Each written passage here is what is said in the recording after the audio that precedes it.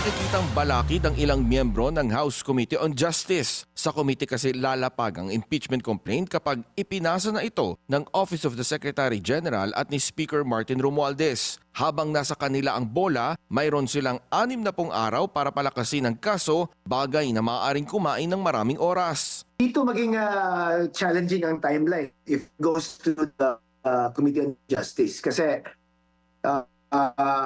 after it's referred to the Committee on Justice, after that determination kung may sufficiency form ba, yung sa substance kasi, we will be requiring the respondent to file an answer, and it's a 10-day period that is going to be given to them. So that alone is gonna eat up a lot of days, di ba, sa remaining days na session days ng House. Mahaba-haba ang proseso at posibleng hindi ito kumasya sa legislative calendar ng Senado at Kamara. Ngayong taon, hanggang December 20 na lang ang sesyon.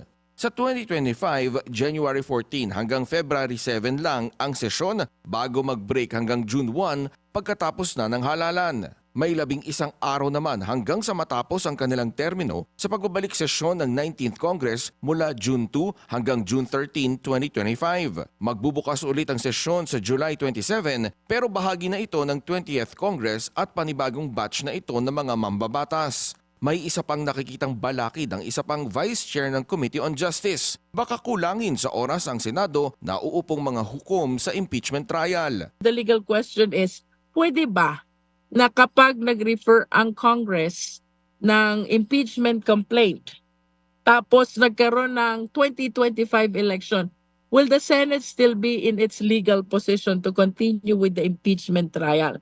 Because we have to consider that there are 12 sitting senators whose terms are uninterrupted because it commenced last 2022 and it will be concluded in 2028. Bukod dito, may mga kongresista rin na tatayong prosecutor ang matatapos ang termino pagkatapos ng susunod na halalan. Kaya ang Makabayan Bloc kumikilos na para sa isa pang paraan ng impeachment. Balak nilang lumikom ng pirma ng 1/3 o 103 na mga kongresista para mabilis na maipadala sa Senado ang reklamo nang hindi na dumadaan sa Justice Committee. Si ACT Teachers Party List Representative Franz Castro, ipinadala na raw ang kopya nito sa kanilang Viber group. Separate yung first complaint, no? Ito yung para sa second complaint lang na in-endorse ng Makabayan. Kalaki po as in toto yung buong text nung citizens complaint na final ng bayan at Makabayan ay nakapaloob po doon sa resolution of impeachment. Sa Lunes, inaasahan na malalaman kung nakamit nga ang 103 na pirma na isinusulong ng Makabayan.